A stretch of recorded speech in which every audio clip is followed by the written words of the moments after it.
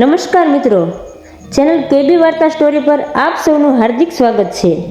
શીતળા સાતમની વાર્તા। તો આજે આપણે શીતળા સાતમ વિશે વાત કરીશું। એક સુંદર મજાનું ગામ હતું। ગામમાં દેરાણી જેઠાણી સાસુ જોડે રહેતા હતા। બંને વહુના ઘરે દેવના દીધેલા એક દીકરા હતા। મોટી વહુ થોડીક ઈર્ષાળુ હતી, જ્યારે નાની વહુ ભલી ભોળીને પ્રેમાળ હતી। શ્રાવણ માસમાં રાંધણ છઠનો દિવસ આવ્યો। સાસુએ નાની વહુને રાંધવા બેસાડી। નાની વહુ તો મધરાત સુધી રાંધતી હતી અને ખૂબ થાકી પણ ગઈ હતી। એટલામાં ઘોડિયામાં સૂતેલો છોકરો રડવા લાગ્યો, એટલે નાની વહુ તો બધું કામકાજ પડતું મૂકીને છોકરા પાસે દોડી ગઈ અને છોકરાને પેટ ભરાવવા માટે જરા આડે પડખે થઈ। એવામાં એની પણ આંખ લાગી ગઈ, તેને પણ નીંદર આવી ગઈ અને ચૂલો તો સળગતો જ રહી ગયો। મધરાતે શીતળામાં ફરવા નીકળ્યા। તેઓ ફરતા ફરતા નાની વહુના ઘરે આવી પહોંચ્યા અને ચૂલામાં આળોટવા લાગ્યા। પણ આ શું? શીતળામાને શરીરે ઠંડક થવાને બદલે આગના કારણે લાઈ લાગી, આખું શરીર બળવા લાગ્યું। આથી માતાજીને ક્રોધ ચડ્યો। તેથી એમણે નાની વહુને શ્રાપ આપ્યો કે જેવું મારું શરીર બળ્યું એવું તારું પેટ બળજો। આમ કહી શીતળામાં ત્યાંથી અદૃશ્ય થઈ ગયા। સવાર પડ્યું। નાની વહુએ જાગીને જોયું તો ચૂલો સળગતો હતો અને પડખામાં સૂતેલો બાળક મૃત દશામાં હતો અને એનું આખું શરીર પણ દાઝી ગયું હતું। નાની વહુ રડવા લાગી। એને ખ્યાલ આવી ગયો કે મારાથી ભૂલથી આ ચૂલો ઠાર્યા વગર સુવાઈ ગયેલું, માટે જ શીતળામાએ ક્રોધે ભરાઈ શ્રાપ આપ્યો લાગે છે। એ રડતી રડતી સાસુ પાસે ગઈ અને સાસુમાને બધી વાત કરી। સાસુએ એને સાંત્વના આપી અને કહ્યું, શીતળા માતા પાસે જઈને પ્રાર્થના કર, બધું જ સારું થઈ જશે। પછી તો સાસુમાના આશીર્વાદ લઈને બાળકને ટોપલામાં નાખી નાની વહુ તો શીતળામાને ગોતવા નીકળી પડી। ચાલતા ચાલતા રસ્તામાં બે તલાવડીઓ આવી। બંને તલાવડીઓ પાણીથી છલોછલ ભરેલી હતી, પણ કોઈ એમનું પાણી પીતું ન હતું, કારણ કે જે એમનું પાણી પીએ તે તરત જ મૃત્યુ પામતું હતું। નાની વહુને જોઈને તલાવડીઓ કહેવા લાગી, બહેન તું ક્યાં જાય છે? નાની વહુએ કહ્યું, હું શીતળામા પાસે શ્રાપના નિવારણ માટે જાઉં છું। તલાવડીઓ કહે, હે બહેન, અમે એવા તે શા પાપ કર્યા હશે કે અમારું પાણી કોઈ પીતું નથી અને જે પીએ છે તે તરત જ મૃત્યુ પામે છે? અમારું પાણી વિષ સમાન ઝેરીલું બની ગયું છે। અમારા પાપનું નિવારણ પૂછતી આવજે ને। નાની વહુ કહે, ભલે। તે ત્યાંથી આગળ ચાલવા લાગી। ચાલતા ચાલતા રસ્તામાં તેને બે આખલા મળ્યા। તેમની ડોકમાં ઘંટીના પડ લટકતા હતા અને એ બંને લડતા હતા। નાની વહુને જોઈને બંને આખલાઓએ પૂછ્યું, હે બહેન તું ક્યાં જાય છે? નાની વહુ કહે, હું મારા શ્રાપનું નિવારણ કરવા શીતળામા પાસે જાઉં છું। આ સાંભળી આખલાઓ કહેવા લાગ્યા, અમે એવા તે શું પાપ કર્યા હશે કે અમે બંને સદાયને માટે લડતા જ રહીએ છીએ? તું અમારા પાપનું નિવારણ પૂછતી આવજે ને। નાની વહુ કહે, ભલે। આમ કહી નાની વહુ ત્યાંથી આગળ ચાલી।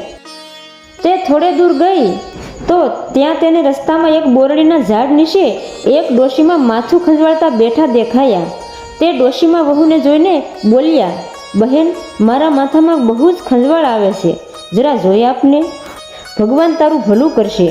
વહુ તો દયાળુ હતી, તેને ઉતાવળ હતી, છતાં ડોશીમાના ખોળામાં પોતાનો છોકરો સુવડાવી અને તે માથામાં ટોલા વીણવા બેસી ગઈ। થોડી જ વારમાં તેણે ડોશીમાના માથામાંથી બધા જ ટોલાઓ વીણી નાખ્યા। ડોશીમાને માથામાં ખંજવાળ મટી ગઈ અને તેઓ આશીર્વાદ આપતા બોલ્યા, જેવું મારું માથું ઠર્યું એવું તારું પેટ ઠરજો। આટલું બોલતાની સાથે જ ચમત્કાર થયો। મૃત્યુ પામેલો છોકરો સજીવન થઈ ગયો અને ડોશીમાના ખોળામાં ઘૂઘવાટા કરવા લાગ્યો। વહુ તો આશ્ચર્ય પામી અને રાજી રાજી થઈ ગઈ। તે જાણી ગઈ કે આ ડોશીમાં બીજું કોઈ નહીં પણ શીતળા માતા જ લાગે છે અને તે માતાજીના પગમાં પડી ગઈ। શીતળામાં પણ એના અસલ સ્વરૂપમાં આવ્યા અને વહુને દર્શન આપ્યા। પછી વહુએ તલાવડીઓના શ્રાપનું નિવારણ પૂછ્યું।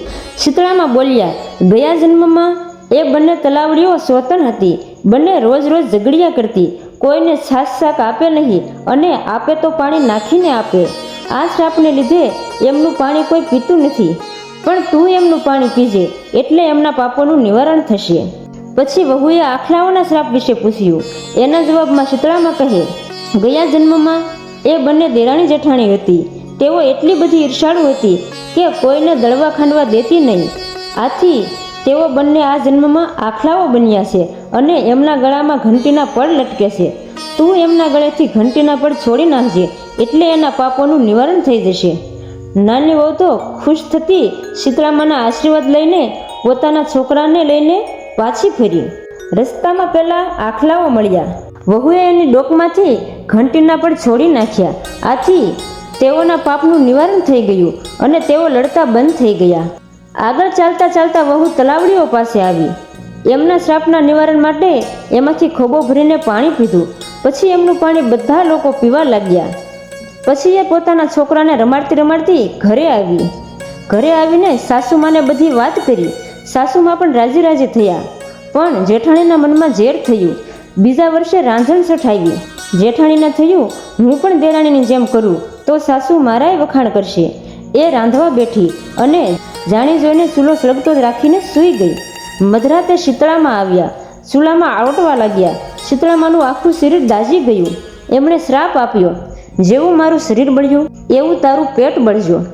સવારે જેઠાણીએ જાગીને ઘોડિયામાં જોયું તો એનો છોકરો ભરથું થઈ ગયેલી હાલતમાં મળ્યો. જેઠાણી સમજી ગઈ કે શીતળામાનો શ્રાપ લાગ્યો. એ પણ દેરાણીની જેમ ટોપલામાં છોકરાને નાખીને શીતળામા પાસે ચાલી. ચાલતા ચાલતા રસ્તામાં તેને બે તલાવડી મળી. તલાવડીઓ કહે, બહેન ક્યાં જાય છે? જેઠાણી કહે, શીતળામા પાસે. તલાવડી કહે, અમારો સંદેશો લેતી જાને. જેઠાણીને તો ખીજ ચડી. એ ગુસ્સામાં બોલી, મારો છોકરો મૃત્યુ પામ્યો છે, માટે હું શીતળામા પાસે જાઉં છું. તમારો સંદેશો લઈ જવા હું કાંઈ નવરી નથી. આમ કહી એ તો ત્યાંથી આગળ ચાલવા લાગી. તેને રસ્તામાં બે પાડા મળ્યા. પાડા કહે, બહેન ક્યાં જાય છે? જેઠાણી કહે, શીતળામા પાસે. પાડા કહે, અમારો સંદેશો લેતી જાને. જેઠાણી કહે, હું કાંઈ તમારા જેવી નવરી નથી. આમ કહી તે આગળ ચાલી. આગળ ચાલતા ચાલતા અઘોર જંગલમાં બોરડીના ઝાડ નીચે શીતળામાં ડોશીમાનું રૂપ લઈને બેઠા હતા. તેઓ માથામાં ખંજવાળ્યા કરે. જેઠાણીને જોઈને તેઓએ પૂછ્યું, બહેન તું ક્યાં જાય છે? જેઠાણી કહે, શીતળામા પાસે. ડોશીમા કહે, બહેન મને માથામાં ખૂબ જ ખંજવાળ આવે છે, જરાક મારું માથું જોઈ આપને, ભગવાન તારું ભલું કરશે.